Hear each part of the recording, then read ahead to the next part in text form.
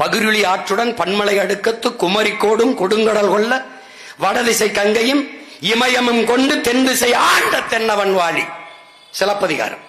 தமிழுடைய வரலாற்றை பாக்களில் பதிவு செய்கிறான் எங்கள் முன்னவன் இளங்கோவடிகள் என்கிற பெருந்தகை.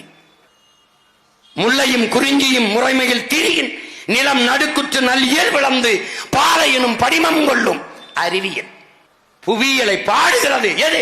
என்னுடைய காப்பியம் சிலப்பதிகாரம். பாடியவன் என்னுடைய மூதாதை இளங்கோவடிகள். மருங்கு வண்டு சிறந்த ஆர்ப்ப மணிப்பு ஆடை அதுபோர்த்து கருங்கையில் கண் விழித்து ஒழுகி நடந்தாய் வாடி காவேரி.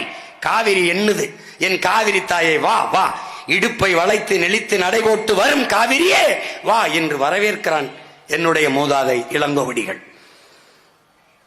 சோழ நாட்டிலே பிறந்து பாண்டி நாட்டிலே இறந்து சேர நாட்டிலே தெய்வமாகி போன காப்பிய நாயகி. சேர சோழ பாண்டிய பேரரசை இணைத்து ஒரு காப்பியத்தை புனைந்தான் எங்களுடைய பாட்டன் இளங்கோவடிகள். இந்த காப்பியத்தை என்னரும் தமிழ் சமூக மக்களே விபச்சாரி கதை என்கிறார் ஐயா ஈவேரா. தாசி கதை என்கிற இவருக்கு முன்பு என் பாட்டன் பாரதி கம்பன் பிறந்த தமிழ்நாடு